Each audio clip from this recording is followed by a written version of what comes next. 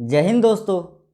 अभी कुछ दिन पहले हरिद्वार में धर्म संसद के नाम से एक प्रोग्राम हुआ था, जहां कुछ नारंगी नमूनों ने मिलकर देश के सारे बाबाओं को बदनाम कर दिया। और इस काम में सबसे बड़ा योगदान दिया देश के बाबाओं के सबसे बड़े बवासीर स्वामी नरसिंहानंद सरस्वती ने।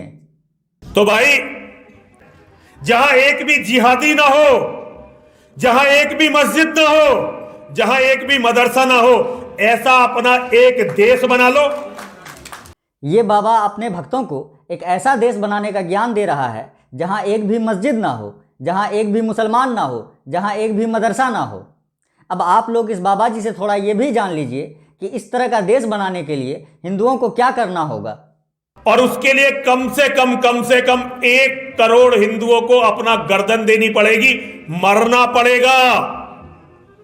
सॉल्यूशन इसके सिवा कुछ नहीं है भाई। ये चचा 1 करोड़ हिंदुओं से उसकी जान की बलि मांग रहा है, वो भी सिर्फ इसलिए ताकि ये एक ऐसा देश बना सके जहां एक भी मुसलमान ना हो। अरे चचा, इस दुनिया में आर्मेनिया, बेलारूस और क्यूबा जैसे कई सारे देश हैं जहां मुसलमानों की आबादी 0.1% से भी कम है। तुम वहां क्यों नहीं चले जाते हो? अपना शौक पूरा करने के लिए 1 करोड़ हिंदुओं को क्यों मरवाना चाहते हो?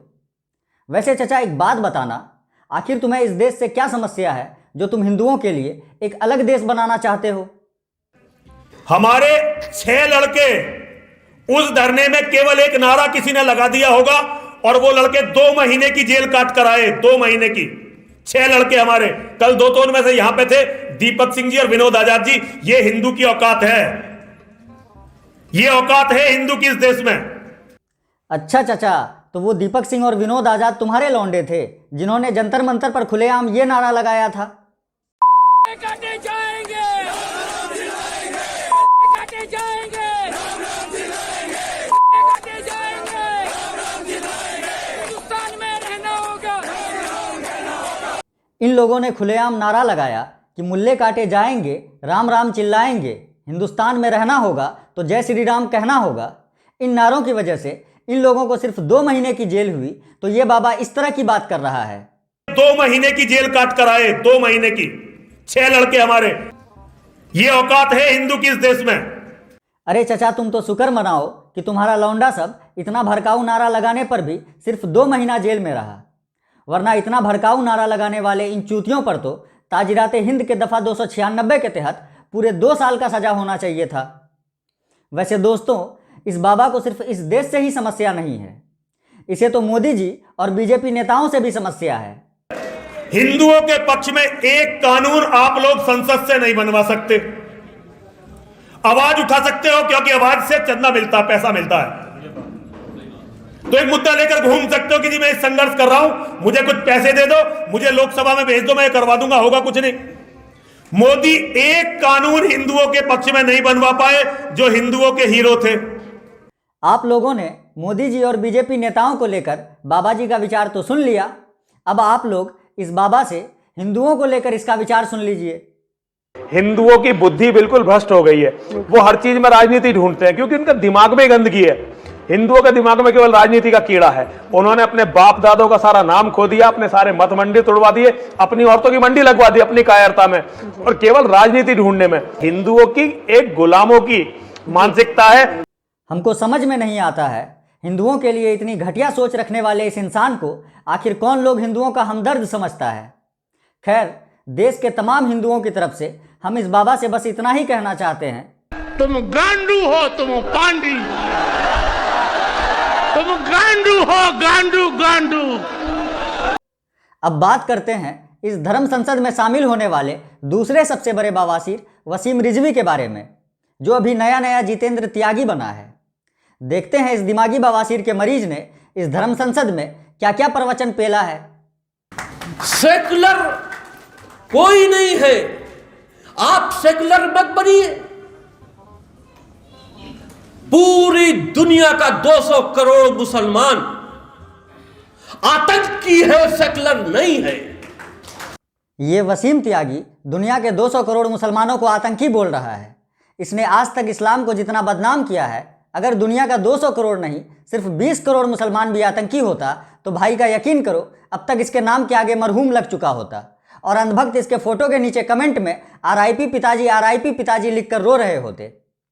वैसे दोस्तों, हमने आज तक बहुत से लोगों को धर्म बदलते देखा है, लेकिन मेरे नज़र में ये वसीम रिजवी इतिहास का पहला चूतिया है जिसने धर्म के साथ साथ अपना बाप भी बदल लिया। बहुतों को यह सवाल उठता है, बहुत ये सवाल करते हैं कि हम त्यागी कैसे हो गए। त्यागी ऐसे हो गए कि मेरा बाप त्यागी है। नरसिंहानंद गिरी जी महाराज जैसे बहादुर इंसान को जिसने जन्म दिया है वो मेरा बाप है। ये गर्व से स्वामी नरसिंहानंद के बाप को अपना बाप बोल रहा है। आप लोगों ने वो बच्चा तो देखा होगा जो एक चॉकलेट के लिए पड़ोसी को भी अपना बाप बोल देता है।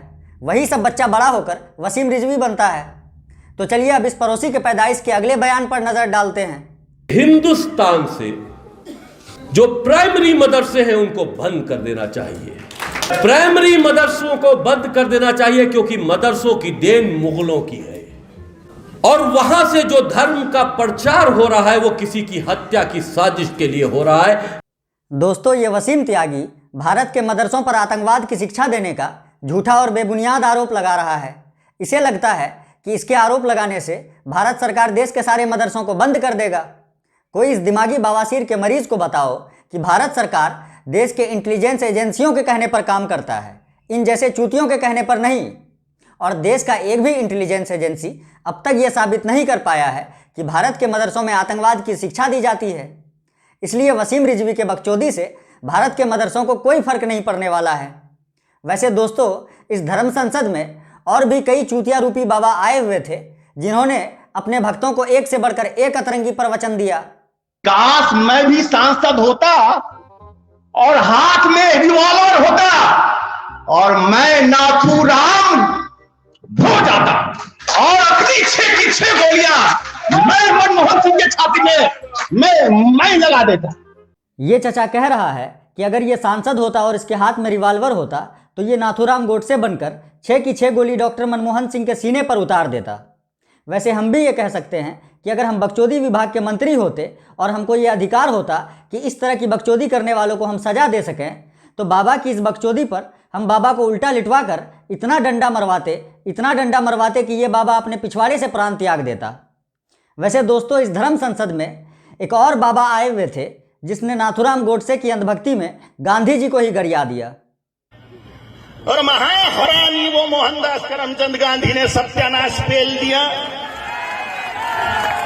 वो नाथूराम गोडसे जी को नमस्कार है, मार डाला वो हरामी को। ये बाबा बातों से स्वामी कम और हरामी ज़्यादा लग रहा है, क्योंकि राष्ट्रपिता को हरामी कहने का हरामीपना तो कोई हरामी ही कर सकता है। इसलिए मेरे हिसाब से ऐसे बाबाओं को साधु संत कहना देश के अच्छे साधु संतों का अपमान है। ऐसे बाबाओं के लिए तो बस यही कहा जाना चाहिए, कुत्ते का पिल्ला कुत्ता होता है, शेर नहीं। तेरा बाप कुत्ता है, तू कुत्ते का पिल्ला है, कुत्ता है तू कुत्ता। दोस्तों, इस धर्म संसद में और भी बहुत से मानसिक बवासीर के मरीज आए हुए थे जिन्होंने हिंदुओं को ऐसा प्रवचन दिया जिसे सुनकर एक समझदार इंसान भी इन्हें चूतिया कहने पर मजबूर हो जाएगा। मैं लंदन से एक ही बात करने के लिए आया हूं, इस्लाम को मिटाना है तो ही हम जिंदा रह सकेंगे, इस्लाम को नहीं मिटाएंगे तो हम जिंदा नहीं रह सकेंगे। ये चचा लंदन से भारत ये बताने के लिए आए हैं कि अगर इस्लाम को ख़त्म नहीं किया गया तो ये जीवित नहीं रह सकेंगे। और ये बताने के लिए चचा जिस देश से आए हैं यानी इंग्लैंड से, उस देश में हिंदुओं की आबादी है 1% और मुसलमानों की आबादी है 5%। और उन 5% मुसलमानों के बीच रहते रहते चचा के शरीर का सारा बाल पक गया, फिर भी ये कह रहे हैं कि अगर इस्लाम को ख़त्म नहीं किया गया तो ये जीवित नहीं रह सकेंगे। वैसे इस चचा की तरह और भी कई सारे बाबा इस धर्म संसद में इस्लाम को ख़त्म करने की चाहत लेकर आए हुए थे। केवल हमारा एक विषय है और वो विषय है उस इस्लाम को जड़ से कैसे मिटाया जाए। ये चचा कह रहे हैं कि इसके पास सिर्फ एक ही विषय है और वो विषय है कि इस्लाम को जड़ से कैसे मिटाया जाए। चचा के इस बात पर हमको एक शेर याद आ रहा है।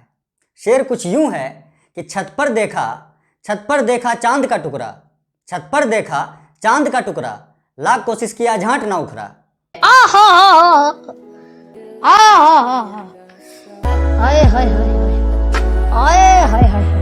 दोस्तों, आप लोग जानते हैं कि हमारा भारत एक सेकुलर देश है, इसलिए पहले आप लोग सेकुलरिज्म के बारे में मोदी जी का विचार सुन लीजिए।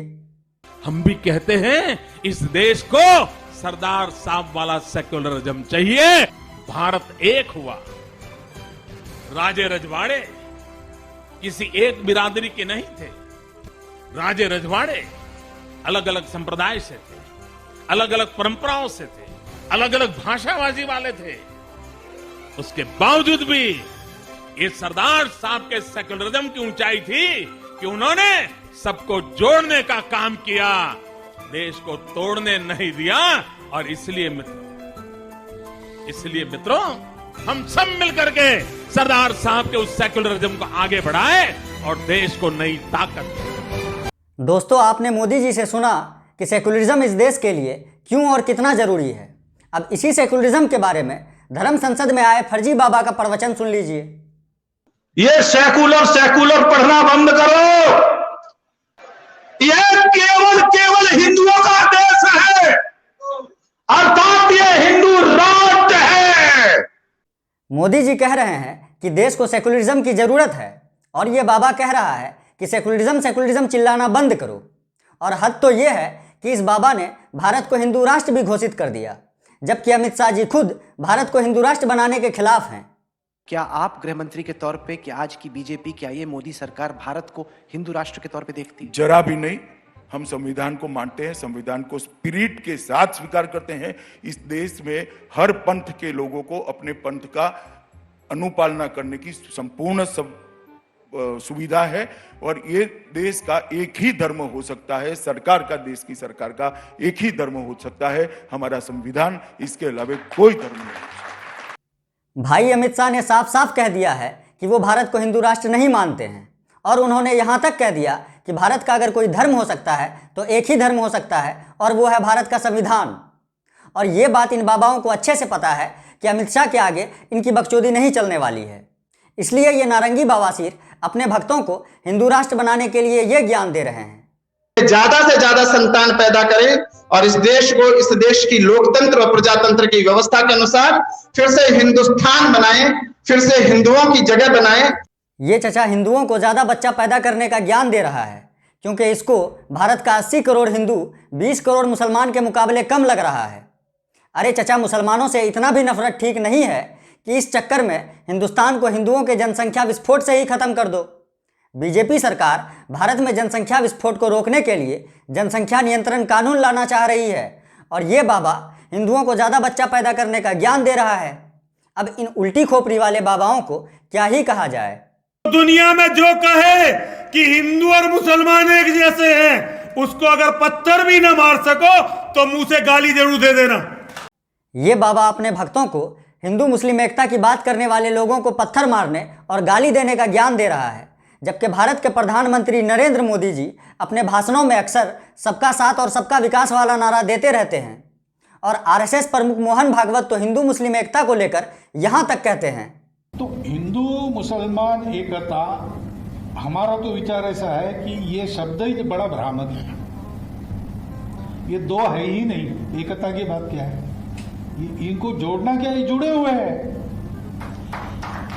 ये जुड़े हुए हैं। और ये जब मानने लगते हैं कि हम जुड़े हुए नहीं हैं, तब दोनों संकट में पड़ जाते हैं। बात यही हुई है। हम लोग अलग नहीं हैं क्योंकि हमारे देश में ये परंपरा नहीं है कि आपकी पूजा अलग है इसलिए आप अलग हैं। अब जो लोग हिंदू मुस्लिम एकता की बात करने वालों को गाली देना चाहते हैं, वो लोग जाकर पहले मोदी जी और मोहन भागवत जी को गाली दें। बाकी इस वीडियो के अंत में हम आप लोगों से बस इतना ही कहना चाहते हैं, ना उसे अल्लाह से है मतलब, ना ही भगवान से नाता है। ना उसे अल्लाह से है मतलब, ना ही भगवान से नाता है, जिसकी हर बात ज़माने में नफ़रत को बढ़ाता है। बाकी आज के इस वीडियो को यहीं पे ख़त्म करते हैं और उम्मीद करते हैं अगले वीडियो में फिर से मुलाकात होगी। तब तक के लिए जय हिंद। प्रभु तेरी लीला अपरंपार, प्रभु तेरी लीला अपरंपार। ये अल्लाह तेरी रहमत, ये अल्लाह तेरी रहमत।